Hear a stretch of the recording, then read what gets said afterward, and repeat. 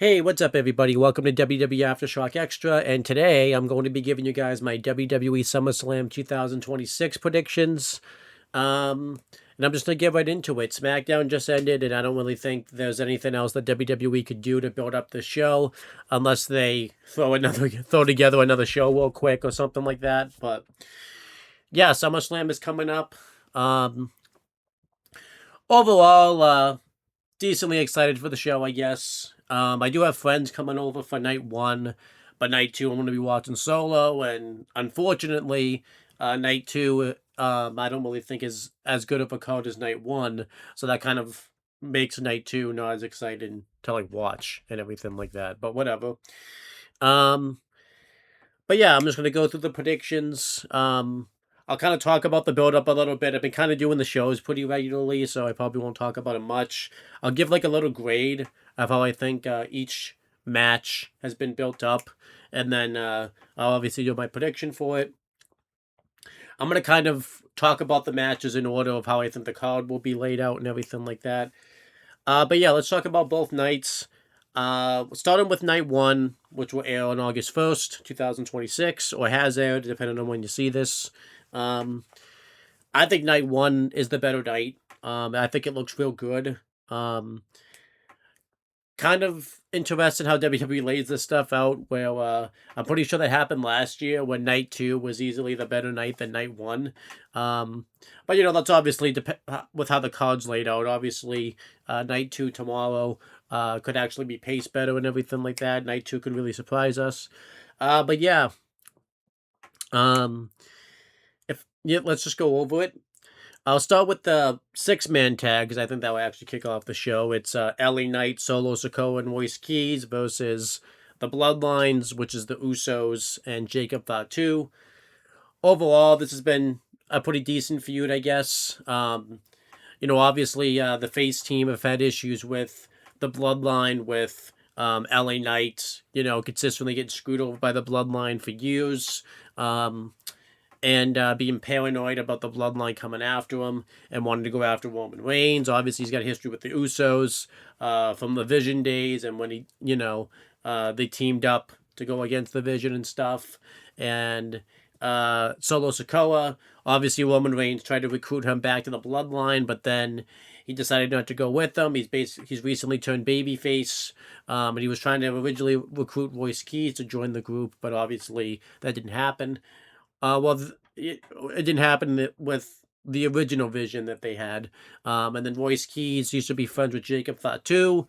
And Jacob Fatu has now recently turned on him. He's kind of gotten involved in this himself. And then obviously there's been some infighting with the bloodline itself with Jacob Fatu and particularly Jey Uso. Overall, this feud's been all right. I feel like, it's just kind of a lot of the same stuff. I think there's a lot of better things that LA Knight could be doing. I mean, he should have already won world titles and everything like that. And it's just kind of a six-man tag just to kind of get everybody on the show. As for I think will win, I'm going to go out on a limb and say the baby faces win. I think that would be a cool story. I think the babyface needs to win more. I feel like the bloodline, it would make them look like a strong unit, I guess. But I think LA Knight needs a win. Solo Sikoa needs a win, and Royce Keys needs a win. LA Knight because if you really want to get his career going and maybe do a future title match with him and Roman Reigns, that'd be a perfect way to get there. Royce Keys, same thing, but also like it's his first big non Royal Rumble PLE match. And also Solo Sikoa has recently just turned babyface. I think a win for him would do wonders for him. But yeah, will that happen? Probably not, but I'm going to predict the babyfaces win. Then we have Gunther versus Nick Aldis. This has been built for really a couple months since Gunther joined SmackDown. Him and Nick Aldis have been consistently butting heads, and it finally culminated when Gunther beat him up a few weeks ago. Well, actually, really culminated in Night of Champions when they got into that shoving match, and then then when Gunther beat him up, and then Nick Aldis cost Gunther the tag match at Saturday night's main event. They had the brawl at the SummerSlam kickoff show in Fanatics Fest. And it's Nick Aldis' first WWE match. Obviously they just played the video package for him on SmackDown, showing his career. And then obviously, Gunther kind of doesn't want to be a part of this. I think this match is really going to surprise a lot of people. I think mainly because, Nick Aldis hasn't wrestled in so long, but also, a lot of people are kind of laughing at this. But, yeah. I think Gunther wins, though. He needs to kind of get a big win. He's lost. He hasn't really had the greatest luck on SmackDown. He lost to Cody at Clash in Italy, and then he lost the rematch, and then he didn't win the title at Night of Champions. Gunther's kind of in a weird place where he's not being booked the greatest. So I get Gunther winning here. And he's probably going to win by, choking out Nick Aldis. But it would be interesting to see what this performance does for Nick Aldis. The whole stipulation where he gave up his position as SmackDown GM. Obviously, it's only temporary. He's going to have it back after this match. But it'd be interesting if he says, no, I don't want it, and becomes a full-time wrestler, depending on his performance. But we'll see what happens there. Then we have the 6-woman tag. It's the Bellas and Paige versus Fatal Influence. Don't care at all about this feud. Fatal Influence recently beat Scream Mode for the tag titles, and then Nikki Bella just returned, and that's been kind of it. They didn't do anything on SmackDown, no promos or anything like that to build it up, unless they did something for the live crowd that they're going to upload later on YouTube, but as of now, I haven't seen anything. As for who wins, I'm not a big Fatal Influence fan, so I'm going to predict the Bellas and Paige, but it's probably going to go the Fatal Influence's way. What's probably going to happen is Fatal Influence will win, and it's going to cause a dissension with the Bellas and Paige. The Bellas are going to turn heel on Paige and redo their feud from years ago. That really wasn't all that good then, but whatever. It's supposed to be great in these. I kind of forgot about that. The 6-man tag is like a solid B-. It's okay build. Gunther, Nick Aldis has been great build. I'll give it like a B+. And then obviously this woman tag is like a D. I really don't care about it. Then we have the women's world title match. It's Liv Morgan defending against Io Sky. Liv Morgan's first title defense, even though she's been champion since WrestleMania. And, I know she's had some house show title defenses, but this is on TV. It's where it counts. Obviously, Io Sky beat Liv Morgan at King and Queen of the Ring, or at Night of Champions, and the King of the Queen in the Queen of the Ring tournament. To get the title shot, she picked Io Sky. Well, she picked Liv Morgan. And then obviously they've been doing just a bunch of just the same feud they do all the time with Liv Morgan. Judgment Day will outnumber the babyface, and then the babyface is gonna come up from underneath. Probably gonna get this wrong, but I'm picking Io Sky becomes new champion. Liv Morgan is world champion. Really isn't working, and Liv Morgan is cursed, so there's a decent chance she loses. It's on night 1 too, so it could play into night 2. So I'm gonna say Io Sky becomes the new champion. I think Liv Morgan just isn't really working as world champion, so I'm gonna predict Io Sky wins the belt. The feud's been terrible. I'm gonna give it like an F. I don't care about it. Then we have the Hell in a Cell match. It's going to be Obafemi versus Brock Lesnar. Really looking forward to this match. I hope this match is all types of craziness, and they really go all out for this match. Obviously, Oba beat Brock at WrestleMania. Brock fake retired, and then Brock came back, attacked Oba, beat him at Clash in Italy. And Oba called out Brock for weeks. Wanted to get his hands on the Beast, but then Brock never showed up. Oba won King of the Ring. Brock showed back up again, and Oba gave up his title shot to face Brock at Hell in a Cell, which was still dumb.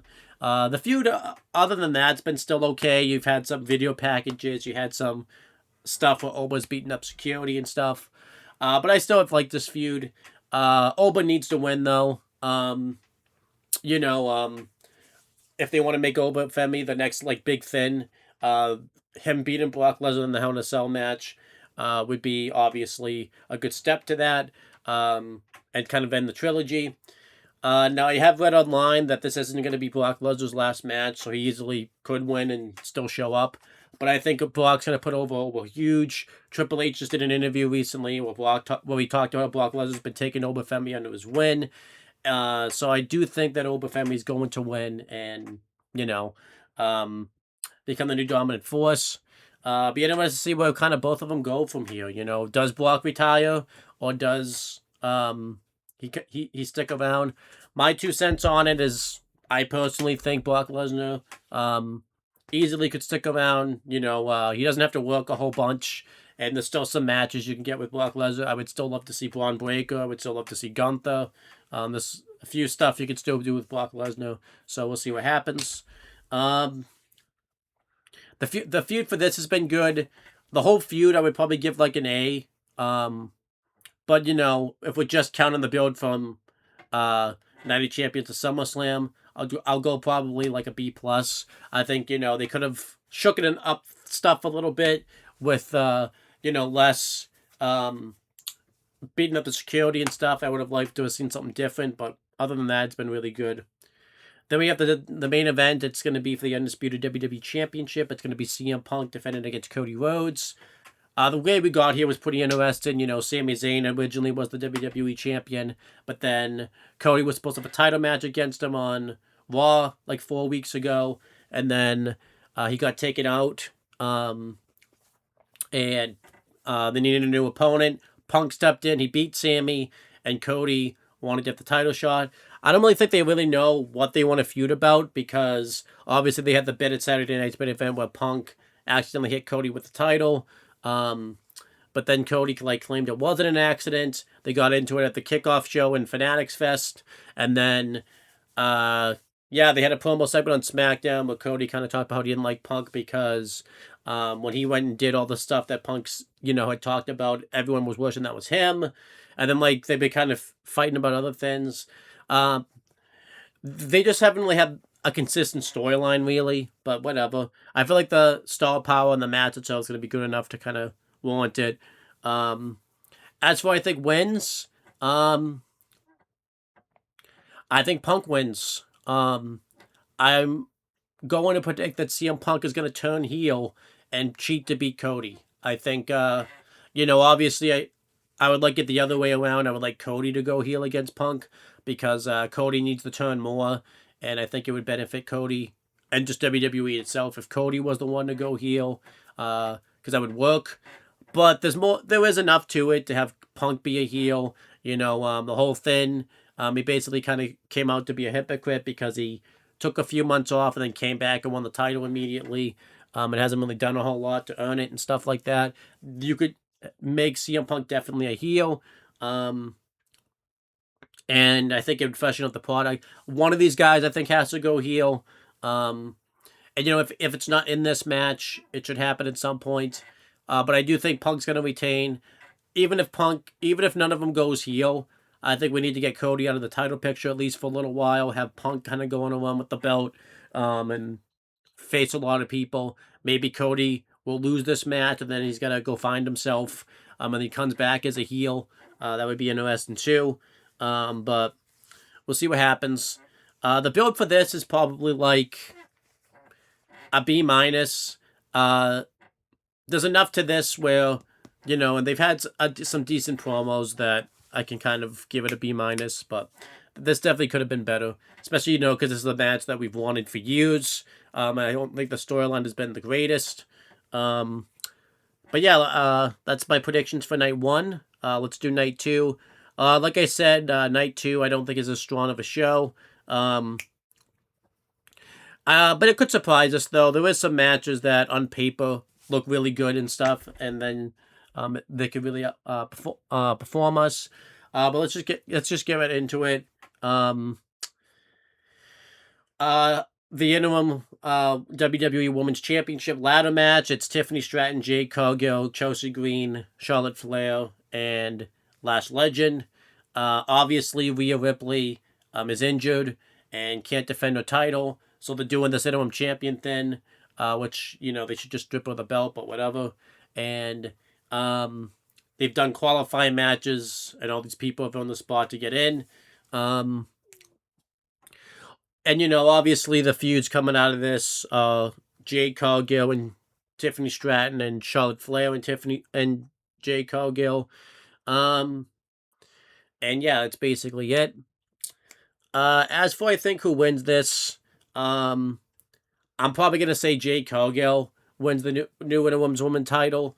Um, she's the only one that kind of really doing anything like with in this title match. I think she wins, and this kind of gives something for Jade and Charlotte Flair to feud over. I think that's going to come down to them two on the ladder. They're going to punch each other.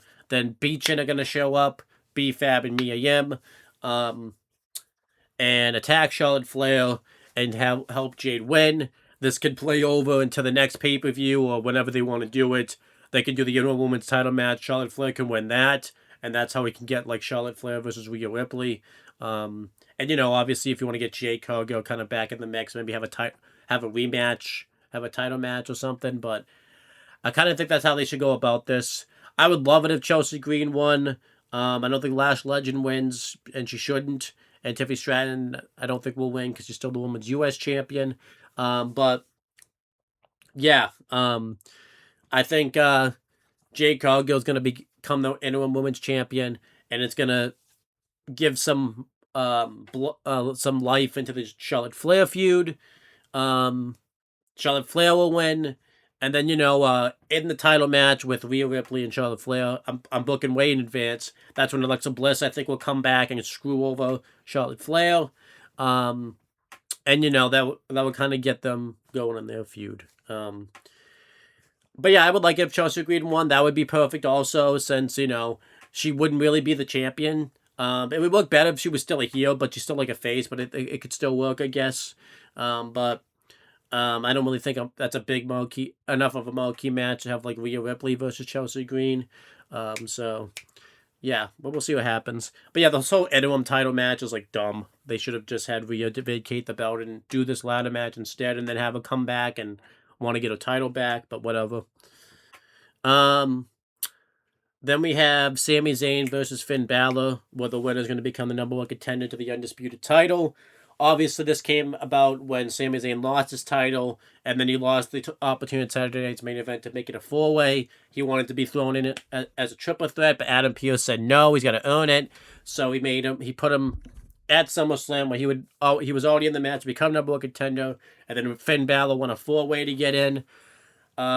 Two great choices to face off, because the play in the history with Finn Balor where he had to vacate the Universal title like 10 years ago, when he won it at SummerSlam and then had to give it up the next night. I wish they obviously would have started building this up sooner, but obviously they didn't really go down that path. But yeah, as for I think Finn Balor wins actually. I know all the signs point to Sami Zayn, but I think you get some more interesting television if Finn Balor wins. Then Sami Zayn can really blow a gasket and talk about how corrupt and unfair that he's being treated and everything like that. Maybe this can even lead to him costing Finn Balor his title match when he has it and everything like that type of thing. I think Finn Balor wins. But we'll see what happens. Then we have the United States title match. It's Trick Williams versus Baron Corbin. Baron Corbin came back a couple weeks ago now and attacked Trick Williams, and he's attacked him several times, and Trick won the title match against him. This one's kind of tough to call. Baron Corbin just came back, but also I don't really see a reason to take the belt off Trick. I think he's doing well with it. They also just gave him a custom title. And I think it's time for Trick to be elevated to main event status. But I feel like the main event scene's kind of full right now with Punk, Cody. Roman's not losing the title anytime soon. So I don't really see a reason to take the title off him. And then he can't really even go for the world titles. So I'm going to say Trick Williams retains. They could pull the finish that they did with, Ethan Page at Battleground a few years ago, where he's so aggressive, Trick catches him out of nowhere with a trick shot, and then they get like a four-way going at a future show with these two guys, Ricky Saints and Carmelo Hayes, and Baron Corbin can win and pin one of them to become champion. This way too, that Trick you could still, because that's the thing. They just also gave Trick his own custom title. I don't see a reason why you would take the title off him. So I'm going to say Trick Williams retains. The build up for these feuds, the interim women's title match, I'm going to give probably a D+. I like the qualifiers and stuff. I just don't really like the concept. This match has been okay. I'll probably give this build up like a C. And the Finn Balor Sami Zayn build up for what they've been able to put together is like a B minus. Obviously, I just wish they had more time. Then we had the Intercontinental Championship match. It's going to be Penta defending against Chad Gable. Obviously, this is full circle for Chad Gable. When Penta debuted on the main roster, he beat Chad Gable, which kind of caused him to bring out the El Grande Americano gimmick. And then obviously he went on basically a downward spiral where then he got hurt and then he had to come back. And then he had that mask versus mask match. And then he went on his apology tour. He won the gauntlet match to get this shot. So I do kind of like that they've brought this back. Kind of wish they could have had a promo segment like together. Or like some type of sit-down interview segment to really kind of talk about this. But overall, this feud's been good. They've done a few vlogs on YouTube showing Chad Gable back in Minnesota since Summerslam's in Minnesota. And as for who wins, I think Chad Gable wins. I feel like, they've had him go on this big tour. It's in Minnesota. A big thing they've talked about is how he's never been able to win a singles title. I think this is the perfect time for Chad Gable to win it, especially since he's failed so many times. I think Chad Gable wins and finally becomes the champion. I think that'd be great too because he can do some great things with him as IC champion. So I think Chad Gable becomes the new champion. The build-up for this has been good. I'll give it like a B minus. Again, I just kind of wish they would have done a promo segment together, but it's been good. And then we have a Human Monies on a pole match. It's going to be $100,000. Dominic Mysterio versus Danhausen. Obviously, they've been basically feuding since Danhausen came to WWE. He cursed Dom the first night in the company, basically. And then, obviously they went away for a while, but then Dominic Mysterio a few weeks ago tried to give him money to curse Obafemi, but then he said no and took the money anyways. Judgment Day's been messing with Danhausen by destroying his laboratory, stealing his Knicks t-shirt, and he was able to beat JD a few weeks ago, and now obviously we're getting this match. I don't know how good this match is going to be. I don't really like the fact that it's on a pole match, because anything on a pole is dumb. I say Danhausen wins. Dom's cursed, so there's no way he can win matches. But also, I feel like, Judgment Day just got the last laugh against him on Raw. And, I feel like the whole reason for this match is for Danhausen to win. And, I don't really think it hurt Dom all that much since it's on a pole. He doesn't have to take a pin or submission. So I say Danhausen wins. It's his first SummerSlam. And I don't think it's time for him to lose yet. So I say Danhausen wins. Then we have the main event. And the feud for this has been alright. I'll give it like a C. It just shows how different the WWE and AAA booking is, because obviously in WWE, Dominic Mysterio is kind of doing this stuff, like mid-card stuff, but then AAA, he's like main event talent. So then we have the World Heavyweight title match. It's Roman Reigns defending against Seth Rollins. Obviously, this has a lot of history behind it with the days in the Shield, and then Seth Rollins breaking up the Shield, cashing in at WrestleMania 31 on Roman Reigns, beating Roman Reigns at Money in the Bank in 2016, and then obviously basically causing the Tribal Chief to be created. They had the match at the Rumble where Seth came out in the Shield gear, Roman got himself DQ'd. Basically, the whole reason this title was created because Roman Reigns wasn't showing up much as champion, and then he showed up. Then he, he wasn't showing himself as champion.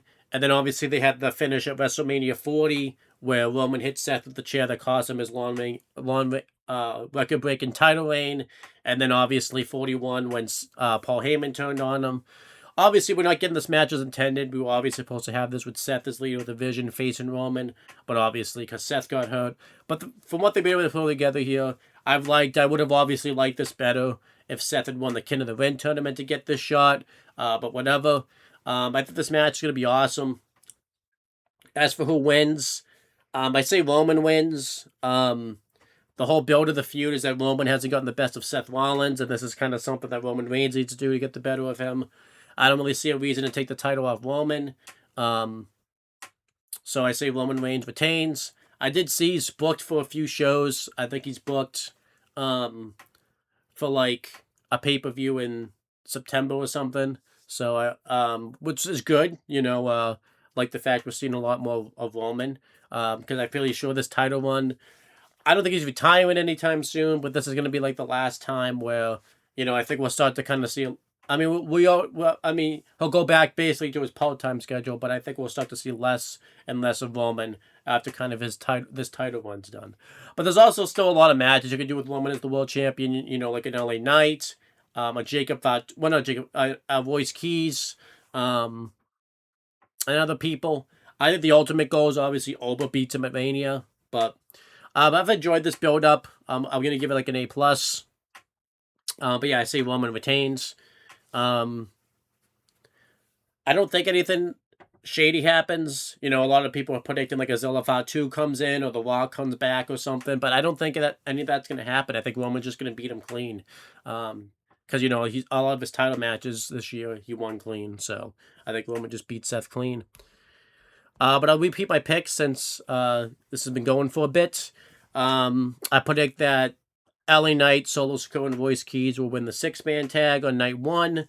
Um, I predict that Gunther's going to beat Nick Aldis. The Bellas and Paige beat Fatal Influence. Io Sky becomes the new Women's World Champion. Oba Femi beats Brock Lesnar in the Hell in a Cell match. CM Punk retains the WWE Championship. And then on night 2, Jade Cargill wins the vacant interim women's championship. Trick Williams retains the United States title. Finn Balor becomes the #1 contender for the undisputed WWE championship. Chad Gable becomes the new men's intercontinental champion. Danhausen's going to win the item on a pole match, or Human Money's on a pole match. And then Roman Reigns is going to retain the World Heavyweight Championship. And that's pretty much it, guys. Thank you guys for watching. There will be a review that coming out Monday. It might be recorded Monday and then not come out till Tuesday. And Chris Dodd's going to be on that one for like one time only during his break to kind of update us about why he's on his break. And then he'll review the show. And then, he'll go back to his break and I'll kind of, go back to doing stuff solo. But that's pretty much it, guys. And I will talk to you guys later.